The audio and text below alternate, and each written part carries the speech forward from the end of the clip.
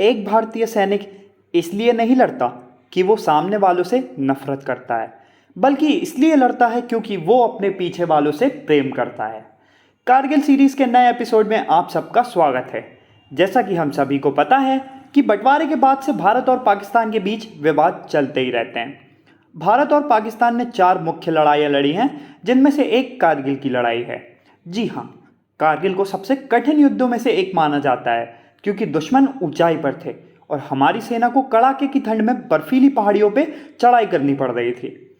जिस समय ये लड़ाई लड़ी जा रही थी उस समय वहाँ के तापमान माइनस में चला जाता था। हमारे सैनिकों को पहाड़ों के ऊपर अपने वजन से ज़्यादा भारी हथियारों के साथ चढ़ाई करनी पड़ रही थी और ऊपर से उस समय पाकिस्तान NH-1 हाईवे से नज़र रख रहा था, जहाँ से उन्होंने मुश्कोक घाटी, द्रास क्षेत्र, बैटालिक क्षेत्र और कक्सार क्षेत्र चारों पर नज़र रखी हुई थी।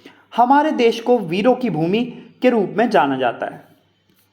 ना जाने कितने वीरों ने इस धरती पर जन्म लिया होगा। अगर हम भारत के हर एक वीर के बारे में बात करने लगेंगे तो ना जाने कितने दिन चले जाएंगे। इसलिए आज जिस हीरो के बारे में बात कर रहे हैं उनका नाम है शहीद कृपाल सिंह। कारगिल युद्ध जब शुरू हुआ था तो स्थिति बहुत ही बेकार थी और हर दिन नई मुश्किलों का सामना करना पड़ रहा था। और साथ ही साथ कारगिल पहुंचते समय भारतीय सेना पाकिस्तानी सेना के जांच के दायरे में थी। यह बात है 27 मई की, जब भारतीय वायुसेना के MiG-21 और MiG-27 को पाकिस्तानी सेना के वायु रक्षा के MK-2 द्वारा मार गिराया था। पाकिस्तानी कामों को रोकने के लिए हेलीकॉप्टर गनशिप की बहुत ज़रूरत थी और साथ ही MiG-17 को भी मॉडिफाई करा गया था ताकि पाकिस्तानी बंकर बर्बाद किए जा सकें। उस दिन का नज़ारा बड़ा ही अजीब था। पवित्रता और साहस की धरती बुला रही थी। जिस तरीके से हिमालय कभी नहीं झुक सकता, ना ही गंगा नदी बहना छोड़ सकती, उसी तरीके से हमारा तिरंगा हमेशा लहराता रहेगा। कोई भी इस तिरंगे को हटा नहीं सकता।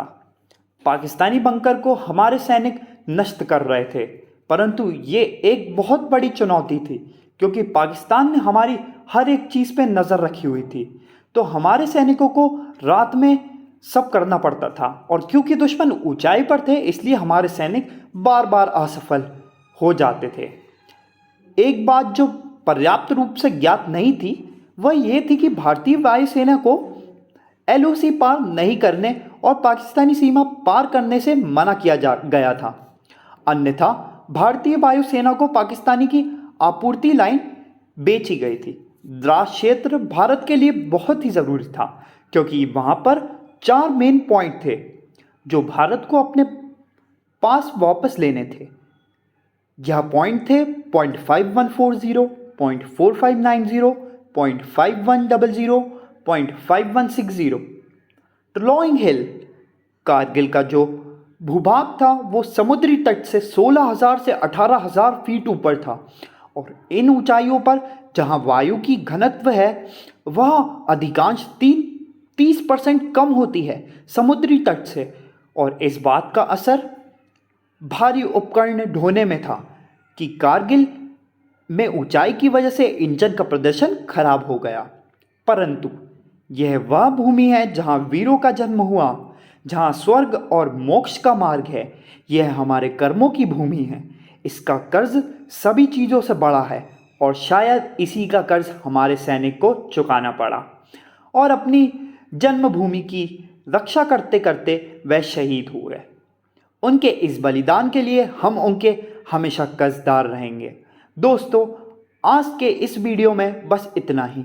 मिलते हैं कल नए एपिसोड के साथ, और वीडियो पसंद आई हो तो वीडियो को लाइक करें, शेयर करें और हमारे चैनल को सब्सक्राइब ज़रूर करें।